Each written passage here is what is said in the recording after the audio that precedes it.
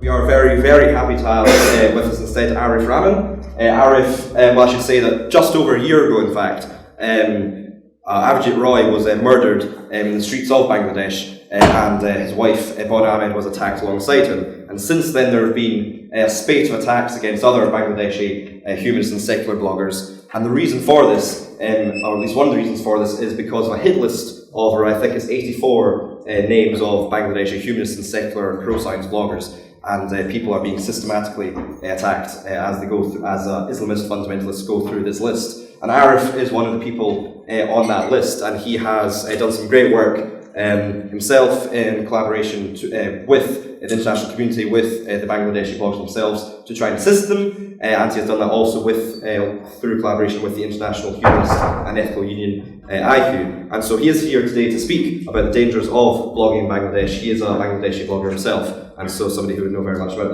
that. So everybody, please do give a very warm welcome to Arif. Thank you.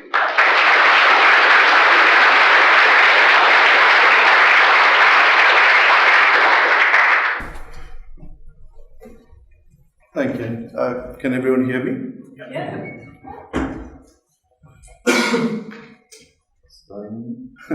Sorry. I'm Arif Rahman. I think I'm not used to actually talking to such a large group of people, so I might stutter a little. Please excuse.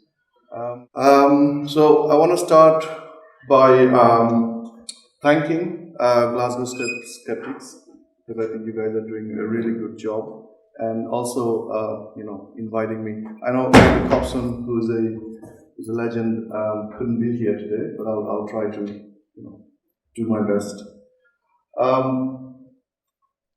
So that's me, quite out of focus. Not definitely for a big screen, yes. This thing that says Bangladeshi-British is a weird term, because I was born in Bangladesh, but I've been here for a long time, and Queen decided to give me citizenship. So Bangladeshi-British, not British Bangladeshi, which is if you're born here and then you still have Bangladeshi citizenship. As Ian mentioned, I'm part of some of the hit lists. Hit lists are essentially Islamists think these people should not be alive, so that they come up with a list and distribute it on themselves to sort people out. So the topic that we're going to discuss is quite broad and kind of touches on so many different things. You might kind of sometimes lose interest, so if that happens, please do let me know. I'll try to move along. Although it says leading online secular activist, I think it should have said leading online Bengali secular activist, because I definitely don't claim leading in all the online secular activism that goes on in the world. But in the Bengali-speaking online activism, I've been involved for the last 10 or so years.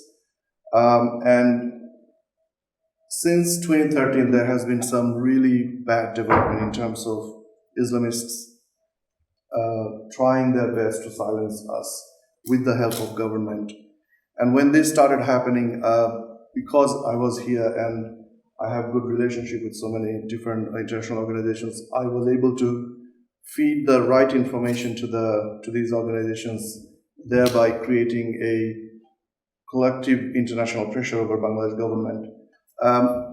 Everybody helped, I did my bit, and I think that made some difference, but not the difference that we wanted to. These are some of the screenshots from BBC, where I had to go there every time somebody got killed in Bangladesh. I had to go and kind of speak about it. Not the best circumstances I would want to go to BBC, but okay. I'm going to start with a kind of an imaginary scenario. This is Scotland, right? Not England. Imagine Scotland. I think Scotland is much better than England. That's my personal opinion. I like Scottish people more than English people. Imagine Scotland as a theocratic state. Imagine the media belongs to the clergy. I think it has happened already in the distant past, but imagine right now, today. the real media, the television, the newspapers, they are all part of the clergy or the clergy-funded, media, mass media activities that they do. TV, television channels, I don't know how much of religious programs you see in television. I think Sky has a complete separate section, but it doesn't filter into the overall media. Imagine that's happening. And churches are coming back. I know in England churches are being sold out for pubs and other general activity, but imagine that's coming back and you are seeing churches being built up almost everywhere to accommodate almost everybody that you know. And they want more like a religious funded society, religious society. And then if we look at humanity in general, although I think Glasgow Skeptics call themselves skeptics, but generally our goal is, I think humanism is a very important thing. Andrew Copson is, British Humanist, International Humanist and Ethical Union, all have a common goal of in introducing humanism, which is the United Nations overall goal. But all these human values and human characteristics are under attack in Scotland. Imagine that. Imagine that anything to do with art is being questioned and attacked by the clergy. Wherever music programs you have, where the musicians are, they are all being systematically targeted by the clergy because apparently music is against God. Imagine that, just imagine. And interestingly, love as a human emotion is banned. So in public, in front of others, you're not allowed to speak to other gender or even touch or hug or handshake. That is definitely a big no-no. And obviously premarital love is absolutely banned. Imagine that. And then women. I know in history Christianity obviously had a very bad role in subjugating women, but imagine today women are seen as property of their male guardians. So when they are young, they belong to their father. When they are adult, they belong to their husband, and when they have turned old, they belong to their son, not their own person. And every woman are supposed to carry some sort of a branding so that they know that this person belongs to a specific religion. And you cannot choose your own life partner. If you are chosen, if it is against your family's values, the family will come and kill you. But it will be an honorable thing. And then you are not allowed to think freely in a completely separate section. You can't think for yourself. Government and clergy will come up with laws prohibiting people having freedom of thought. If you talk against clergy, you will then be seen as a threat. And if you leave religion, you will then be targeted as a kind of a rogue element, and then you will be systematically taken care of. If you write books, then about the clergy, the God, or any of the religious figures, then you would be deemed as blasphemers under the law, and you would be actually dealt with by the governmental systems. Let me know if it is depressing enough for you. And then education system. Imagine the religious clergy has started this work, but obviously you guys already are in your mature stage. You have this thing in your head. But what about the young generation? If they're coming through some sort of secular education, then they would be seen as a future threat. So the education system needs to be broken down so that young people who grow up as adults already fall for this clergy and religious way of thought. On the other hand, religious schools are going to be set up more and more often. Secular school being dismantled, the teachers are under pressure, secular teachers, and that means the whole system is kind of tilting towards religion. Each of the religious schools that are being created are going to be military schools as well, as in you learn about God and everything, nothing to do with the world. And on the off time, you go and learn how to beat people up and how to become part of the militia. And the whole of legal system, the British legal system, is kind of popular throughout the world because it's a foundation for a lot of countries' own legal system. But the thing is, it's seen as law of human. That law will be replaced by God, as in God-given law, essentially law that came out from the scriptures. You know, compared to the secular law where you have a proper justice system, where you have judge and you know, they follow the rule book and they don't do anything against it. Clergymen will going to be the actual practitioners of law. They will be interpreting the law and they will be deciding based on it. I mentioned apostasy before. So if you openly declare that you are no longer part of that religion, you are going to be not only treated as a rogue element, but you will then be subject to vandalism by the state, by the media, and your own society. That means you can't come out and say, I am an atheist or I'm an apostate, because of the fear that you have been put in. And your culture, whatever culture you have, is now systematically going to be replaced by culture governed by that religion. That means if that religion is imported into your country, that culture, whatever that religion, whatever culture it brings in, is now going to replace your culture. That means cultural activities are going to be stopped, cultural leaders are going to be persecuted, and all the cultural organizations that used to be getting government help is no longer going to get help. It will just literally die out. Now, that was imagination, but this is actually happening right now in Bangladesh.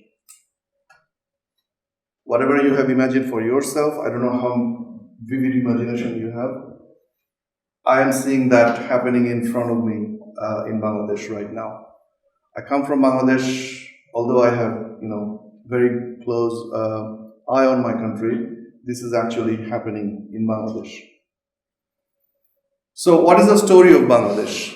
I mean, we obviously hear about this term recently in different contexts. Over the last year or so, you may have seen media coverage in social media or mainstream media about bloggers are being killed in Bangladesh. But suddenly you might think why this is happening. To explain a little bit, I'm gonna take you to a kind of a historic tour. This might be even more boring, but I'll try to be concise. Going back 70 years, I don't know how many of you know that the British used to rule the world. The British Empire ruled almost for 200 or so years, and near the end of World War II, I think some strategic change happened, and Britain decided to pull out of the colonies, I think they call it. In Indian subcontinent, where Bangladesh belonged to, was split between Islamic Republic of Pakistan and secular India. The whole split happened based on religion. I don't know who came up with that idea, but we can blame the British for that. I don't know if Scottish people were involved in it, but I'm fairly sure English was involved in it, absolutely. So this very dramatic idea came out from the British government. And Bangladesh, as we know now, was actually part of, I should have actually put in a map, it would have been easier. So if you know India, and one side you have Pakistan, on the other side you have Bangladesh. The whole of Pakistan at that time was created between two separate states, keeping the India in the middle. So almost 1,200 miles of gap. You have two different geographic boundaries acting as one country. The only common factor is religion, and that's what they're Muslims, and that's why you have to create a whole country out of them. Obviously, it was a very bad idea. It didn't work because the Pakistan the West Pakistan, as we know now, the Pakistan, was run by communal leaders. They didn't have proper, thinking. They still don't.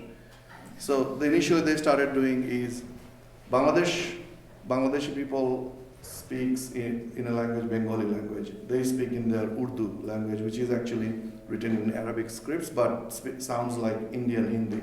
So they, at some point, they said, we are not going to tolerate Bengali language anymore. So you guys, from this point on, have to speak in Urdu. Obviously, we didn't like this idea. So we protested. We went to the streets. We started, marching and everything.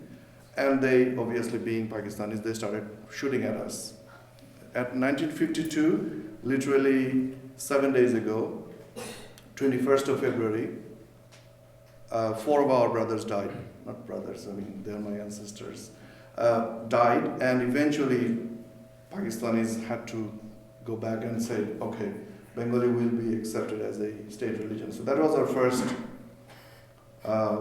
protest, or keeping our own culture. But you can see the attack has already started. If we move forward, in 1971, Pakistan is, because within this time, I don't want to bore you with the whole story, it's a long history, but what started in 52, they did not stop. They continued, attacking us in different ways, culturally, economically. We used to make a lot of very good produce called jute, natural fiber, when synthetic fiber was not, invented yet. We used to export it. We used to be a very good, exporter of it. Huge money we used to earn. The whole money was being sucked into West Pakistan. Within 20 years, Pakistan had 5 different capitals declared. Every few years, they will declare this land, this city as a capital. They will build huge amount of infrastructure with our money. And then a few years later, they will abandon it. Not abandon, they will say, from this point, this is going to be the capital. So they were literally sucking us dry, metaphorically speaking. And obviously, we were getting unhappy over and over, gradually. So in 1971, they decided these Bengalis are not worth living. So they brought in, I think, 70,000 military personnel, and they started slaughtering us 25th of March, 1971. And during this time, a war obviously started. We had to declare independence. During this time, the whole war lasted for 9 months. They killed 3 million of our people, because it's a very tiny land, 56,000 square kilometers. But at that time, there were like 70 million people. Out of that, they killed 3 million of them. And they started using rape as a weapon against us. And 1 million people had to flee the country because conditions were so bad. They took refuge in India, and Indians were quite helpful to us. They gave us shelter, training, and everything. And in 9 months, we won, and we managed to kind of kick them out of the country.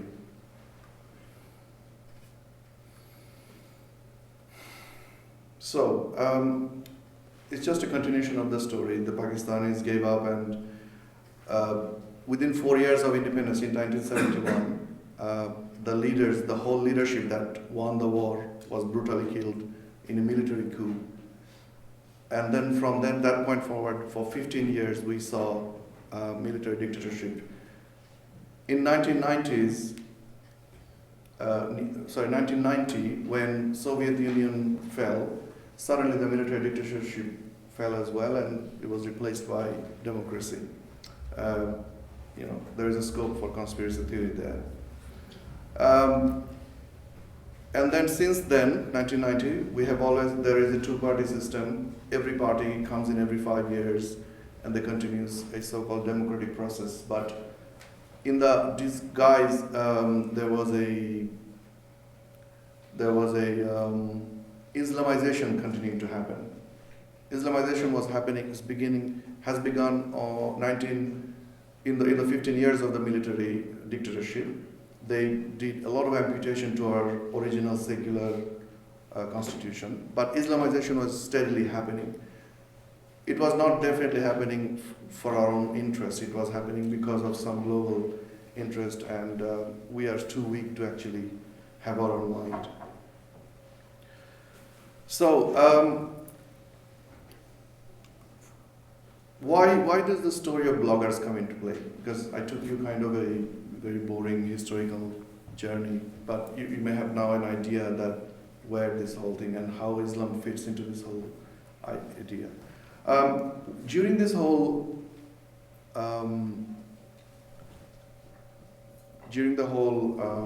democratic times, from 1990, all the democratic processes, we were seeing those, if you remember back there before, I was saying all the secular elements, if they're being systematically taken out, it was actually happening in Bangladesh. All the progressive leaders, all the organizations that were progressives were being choked, literally, and they were literally going. And we, on the other hand, we were seeing rise of Islamism. So the bloggers are actually people who had no other place to go and just vent what they thought should be happening. Blog as in, like Facebook. Facebook didn't come in that early. We started in 2006. So, I mean, obviously here you may have seen the blogging thing quite early on, right? Because technologically England or UK is quite fast. Bangladesh is not that fast. So around 2005-06 we have seen blogging platform where suddenly somebody can go and fetch up a page of his own and start posting his own thoughts. This was revolutionary for us because until that point of time, anything we saw in front of us was either a news article or a book or something that a Joe Blow cannot actually do. It has to come through some sort of an institution. And bear in mind, all the institution has already been taken over by the Islamists. That means nothing to do with problems of religion was being published anywhere. But when internet came, when the blogging came, general people who had thoughts in their head could start writing. And that's when this blogging activism began.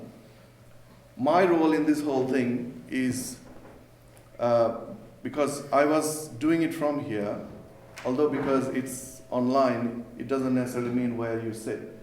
Me being here means I'm not necessarily subject to the threats that the colleagues of mine in Bangladesh was facing. So I could write in a way that the people in Bangladesh couldn't do. I mean, they would be always concerned what would happen if I write this, if it goes out. So they were more worried, but they were also writing anonymously, somewhere not so anonymously. But being here and also getting infusion from all the humanistic ideas that I was getting here, I could write. And that, I think, helped people in Bangladesh, as in my colleagues in Bangladesh, to write more vigorously. And we started raising our voice. And raising our voice actually meant we used to see blogging was not necessarily used only by us. It's actually mostly used by Islamists because they are heavily funded. They have people who does not necessarily have to have a day job. This was their day job. And they had huge offices where hundreds of computers, they just sit there and constantly peddle their BS. And they do it. And we were like having our day job, just stealing time from our life and then protesting against it. But because they can't think for themselves. They always have to follow some sort of PR strategy. They always sang in a specific tune. But what we were saying is because we are kind of open-minded, we could come up with ideas and banters. And that was happening until 2012, when this banter was all online, and sometimes it was not so friendly, but most of the time it was debates and everything. Then 2013 came. I don't know how many of you actually heard this Shahbag term. A colleague of yours was giving me an idea of asking for opinion poll. If you can show me your card thing, how many of you actually know? Not many know. No? Okay. Okay. So Shahbag is essentially is a place next to the university. And universities have always been kind of the center of critical thinking and activities in Bangladesh. The whole 1952, the language movement and the liberation movement, everything started from the university, Dhaka University, and this Shahbag is literally next to it. So why this is important? Because I don't know if you read before, there were some war crimes took place during our liberation war done by the Islamists. Those Islamist people were actually rehabilitated and established as Islamic leaders by the military governments and also the democratic governments. However, war crimes needed to be, trialed. People were getting worried that these people at some point get old and die without a proper trial. So people were interested in it. Government obviously started, the last government, the so-called secular government started doing that, but they weren't doing that properly. It's like they were dragging their feet and then taking long and coming up with excuses. And rumors started that government has actually went to bed with the Islamists, and people were quite fuming inside. The first of the trial process, the first verdict when it came out, Qadr Mullah, he was a very bad person. He killed hundreds of people during the war, and there is quite open evidence, and he admitted. However, when the verdict came out, we saw that it's not what's supposed to be happening. He didn't get the proper punishment. Not only that, that's not the point. We could have sat with it, at least it's something. He came out from the building, and in front of hundreds of cameras, he did that. To him, that's a victory. He should not have done that, because that set off a trigger in people. People are very, very angry.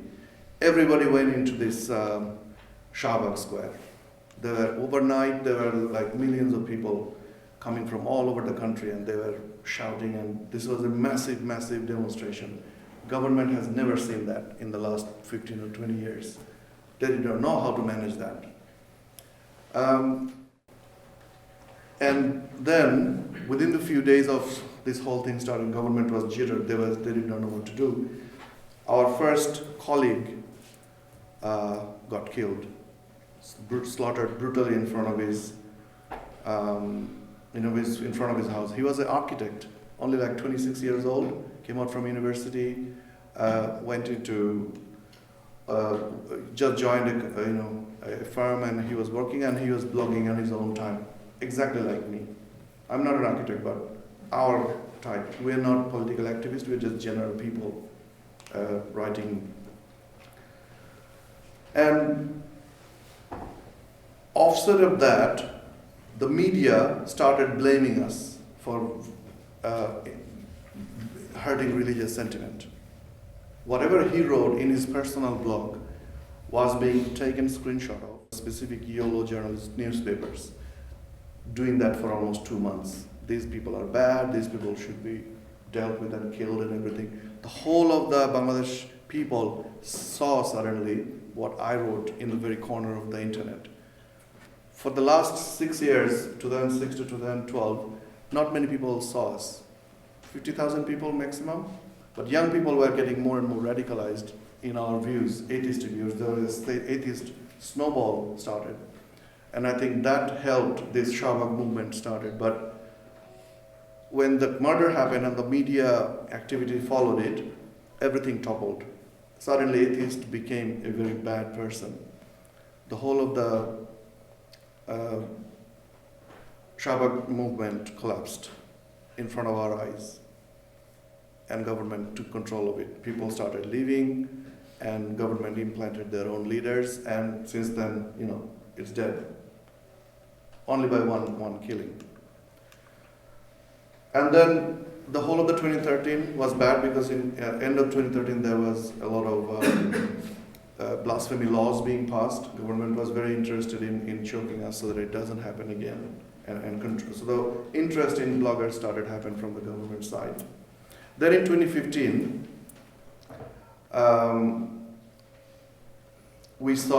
last year we saw a huge activity from the Islamists. Abhijit Roy was murdered at the beginning of February. I personally met him just an hour ago. I was in Bangladesh at that time. I met him in the book fair. The book fair that is commemorates that 1952 language movement. Every year for 1 month in the university, there's a huge book fair that takes place commemorating that we have our language still because of those people, and we cherish the whole book printing and reading culture. And he was because one of his books was published. He just coming out in the evening, and he was attacked. And this is the attack.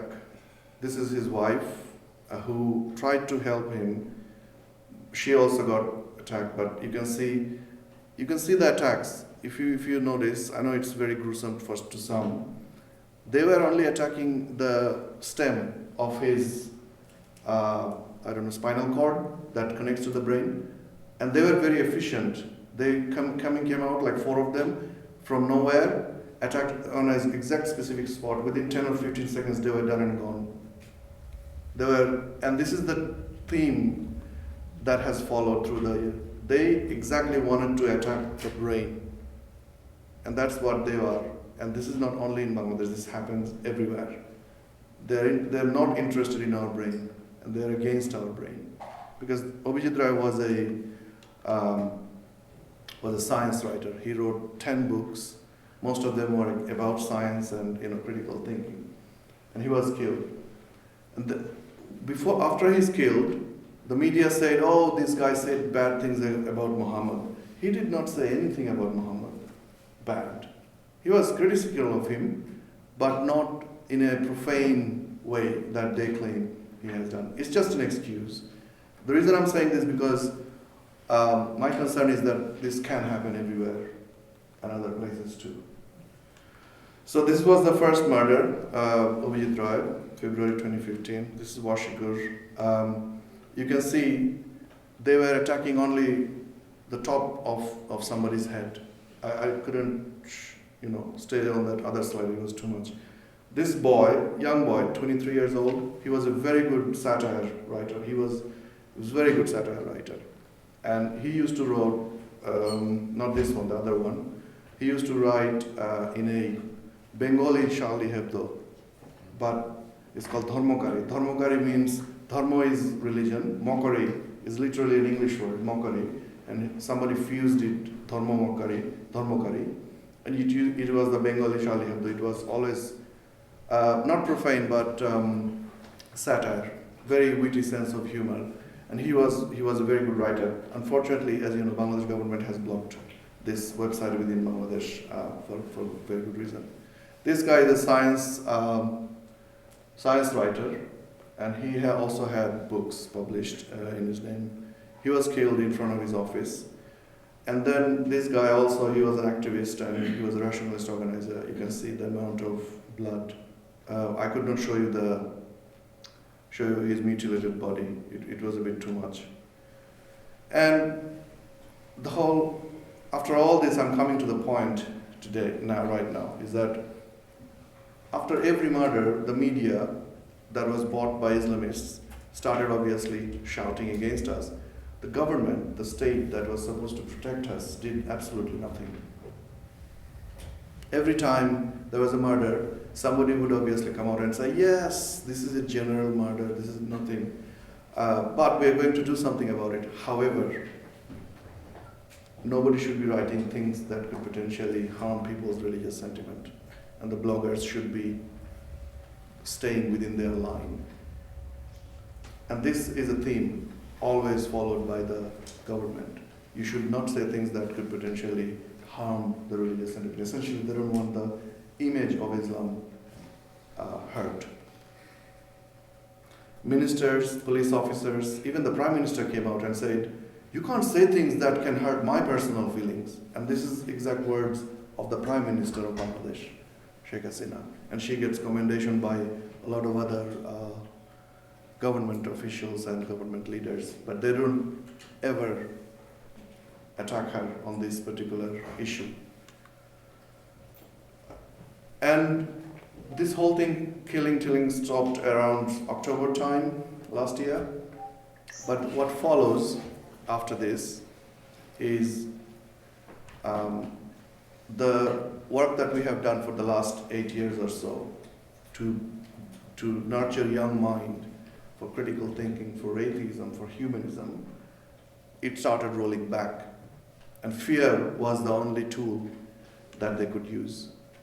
The media was telling people that government will come to you, arrest you, if they find anything derogatory you have said against religion.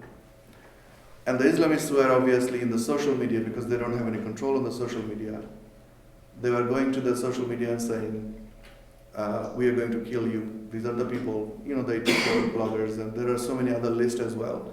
These are the people we know, you guys are bad, rest assured we are going to take care of you. And what the general bloggers could do, they could go to the police, right? That's what you would think, state should protect them? Not really. If you go to the police will say, why you are being threatened? And if they say, oh, I wrote this. Oh, you wrote this? Yeah, come into the jail. We are waiting for you. We're going to prosecute you now. So you can see people are such caught between rock and a hard place. I wrote a blog about this, and it was quite well read, I think. And all the international media, like the concept, because bloggers have no place to go. They are stuck in a country where all the parties are against them. And all they did, they just wrote. They didn't have any political agenda. They didn't want power. They didn't want to jitter anybody. Just by challenging an idea, they're putting themselves in harm's way. So, freedom of speech is gagged in Bangladesh. Section 57 is the primary target that we are targeting at the moment to see if we can repeal it. Government has said that yes, we're trying to repeal it, but we know that on the behind the scene they're actually working on a different law that could be even worse. For example, I'm working from outside the country right now. I'm not subject to Section 57 of the law. However, the new law is going to say if your activity diminishes Bangladesh government's or Bangladesh as a state's image, you have violated, done a crime. That means I will then be subject to, and people like us will be subject to the law that diminishing the image of the state is now going to be a crime. And there is no specific description or definition of what you mean by diminishing state image. Same way, diminishing religious figures' image was also not defined clearly. So it's a blunt tool, anybody can be subject to it.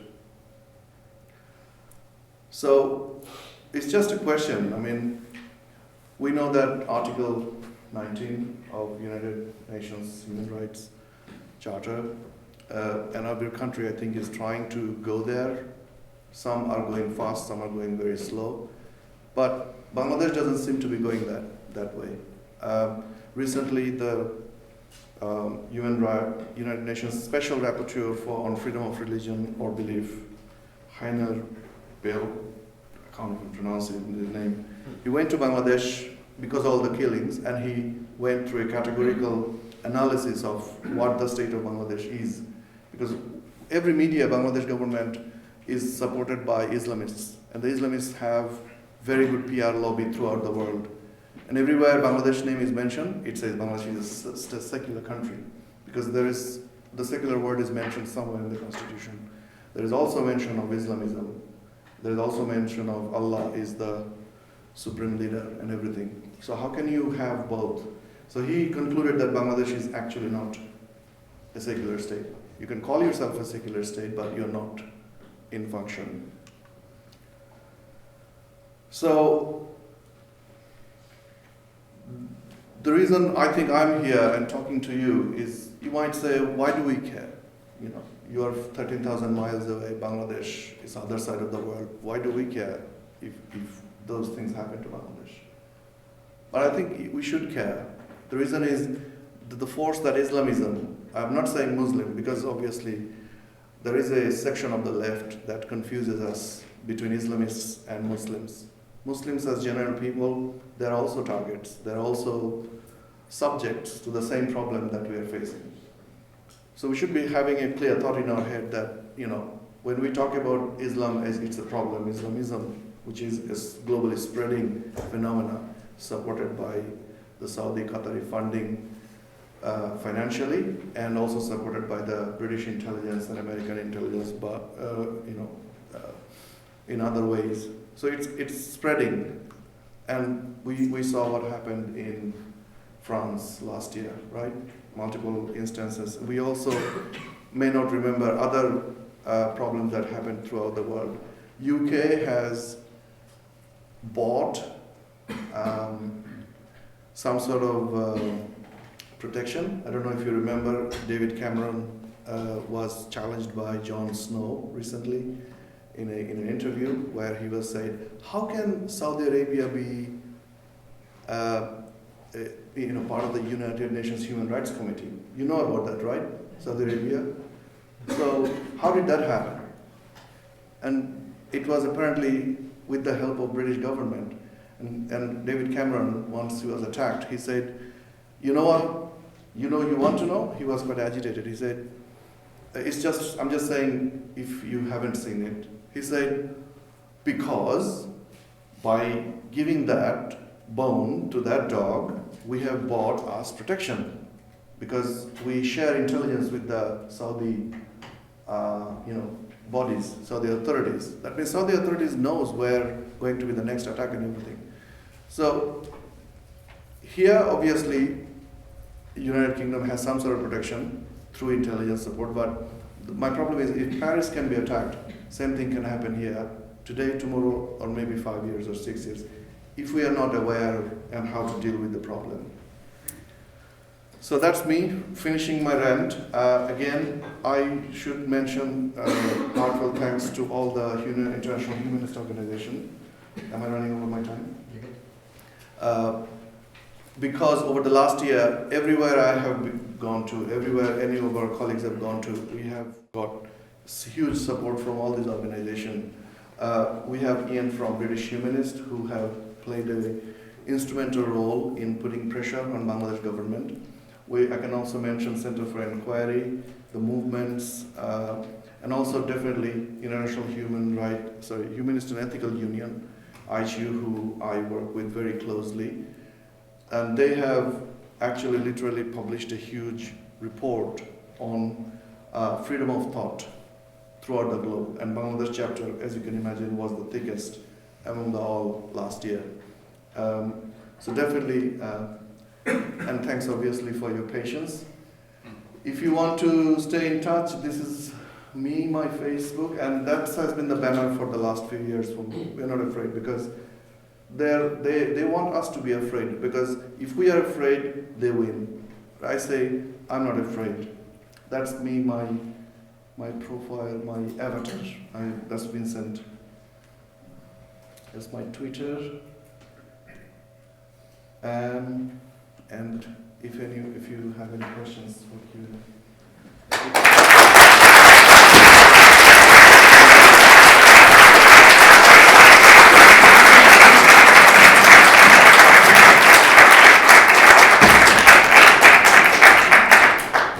So thanks very much to Arif for a very important, obviously, if not very entertaining talk. But I'm sure that there will be a lot of questions from the audience. I see one right there in the back. Yeah.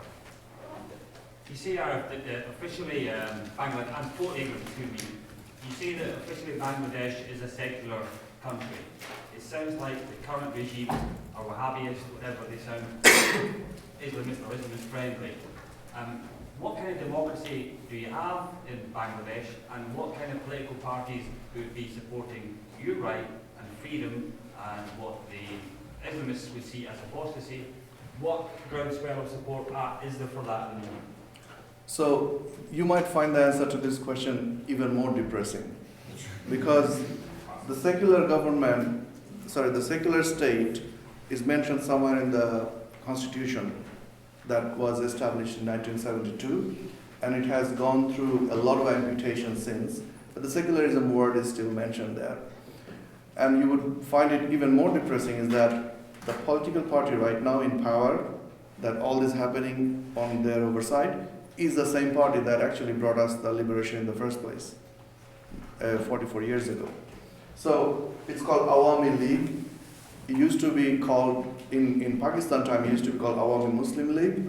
And during the liberation time, the leftists at that time infiltrated the party and took the Muslim bit out and said Awami League. Awami League means People's Party. They were fine. They in their own constitution, secularism is also part of their kind of motto. All the other parties have come out of the military dictatorships one way or another. So the only party, the original party, Bangladesh Awami League, and what you see happening now in Bangladesh is happening under their supervision. That means there is very little hope for all of us.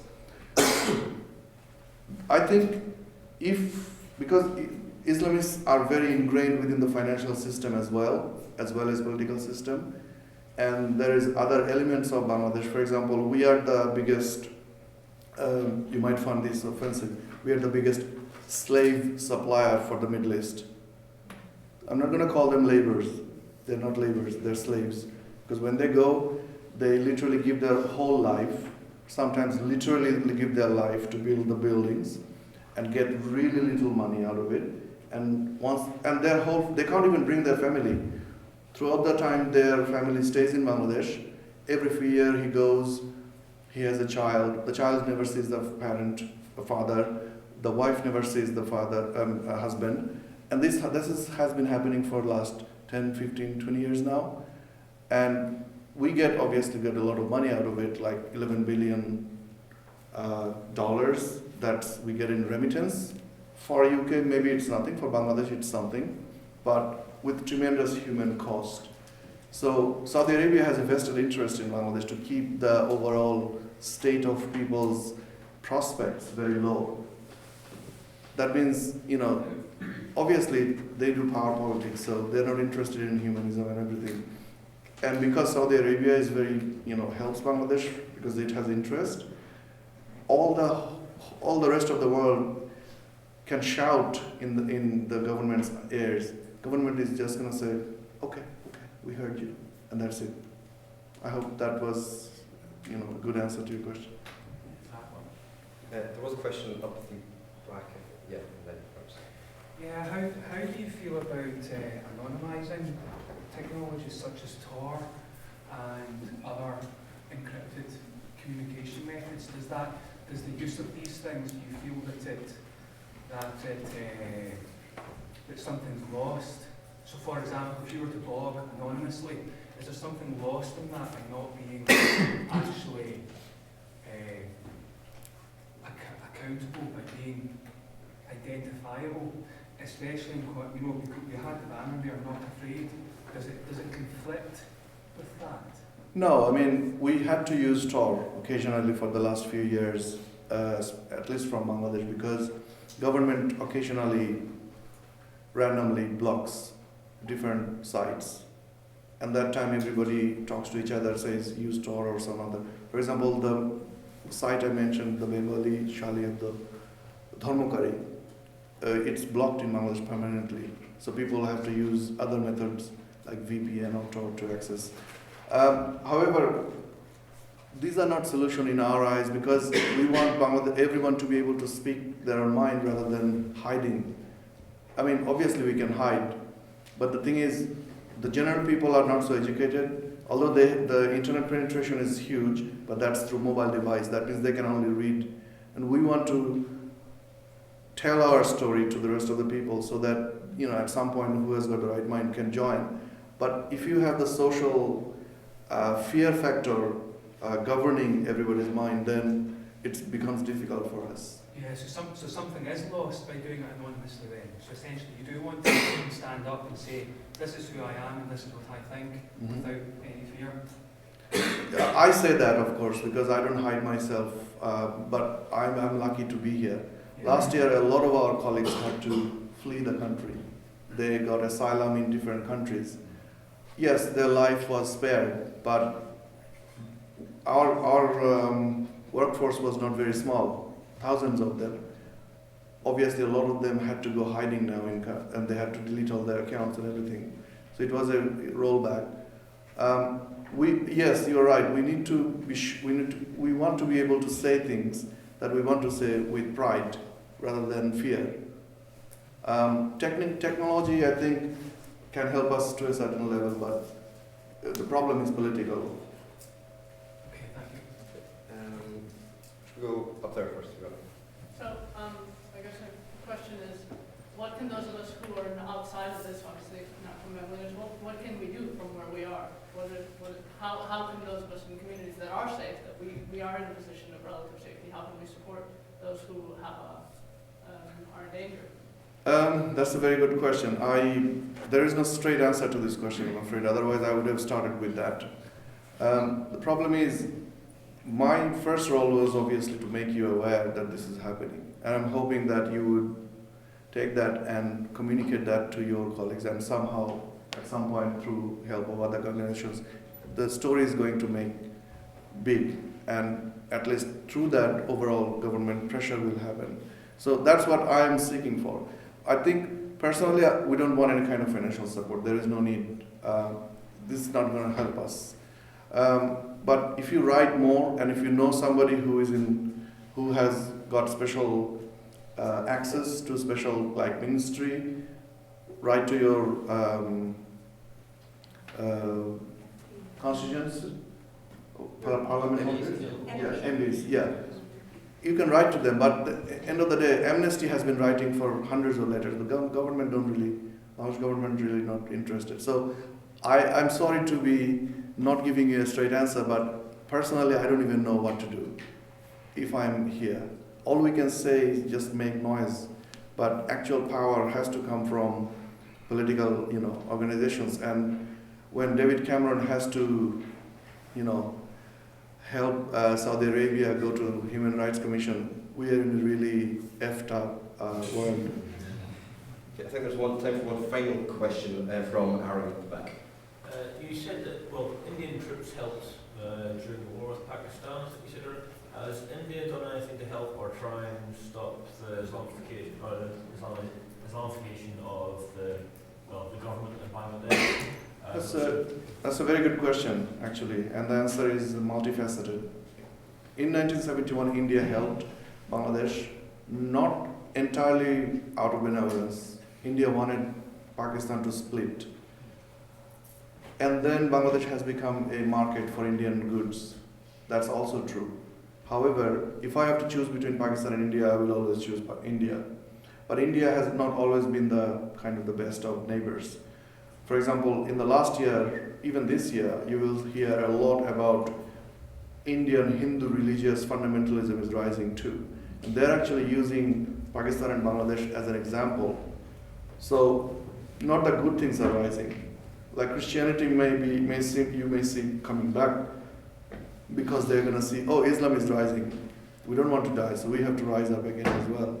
So, it's the whole world, the political systems are using religion more and more, and it's weaponizing it. So India has actually helped us in one way by giving governments, the current government, a lot of intelligence support. For example, there might be a mutiny, because Indian intelligence is quite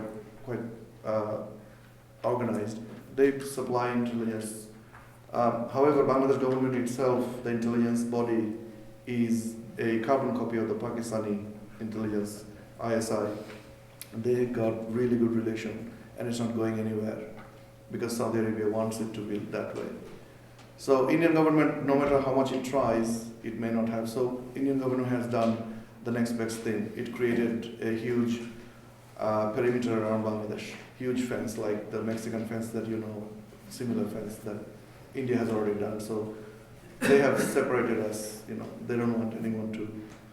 They have tried to save itself, but I don't think it can save itself from infiltration that way, because west side of India is gradually turning into is more and more Muslim. So this is a very good example of how rapidly Islam can spread through social engineering. Okay, I think we are going to leave it there, but can we give Arif one?